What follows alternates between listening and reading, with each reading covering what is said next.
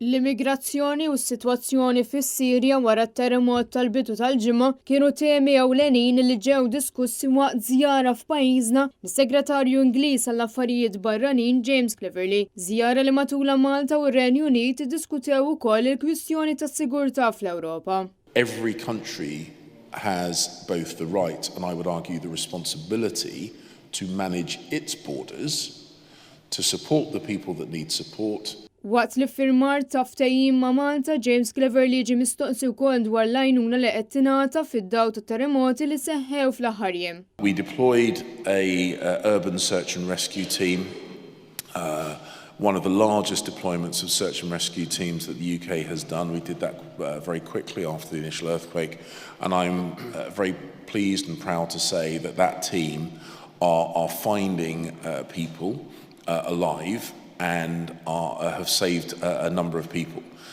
The situation in northern Syria is made much more complicated, of course, by two things. Firstly, the limited access to humanitarian routes. The one route that was held open has been badly damaged by the earthquake, and I spoke with Martin Griffiths at the UN to try and help him negotiate alternative humanitarian access routes.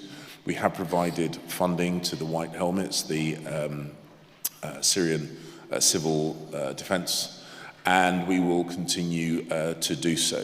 Intant, wara l-konferenza għall-Midja, Segretarju Ingliż James Cleverly flimkien mal-Kummissarju Ingliż għal Malta, Katie Ward, żaru l-monument tal-assedju l-kbir faċċata tal-qorti fejn iltaqgħu mal-qraba tal-ġurnalista Daphne Caruana Galizia u poġġew bukkett fjuri u xemma b'tifkira għall-memorja tagħha.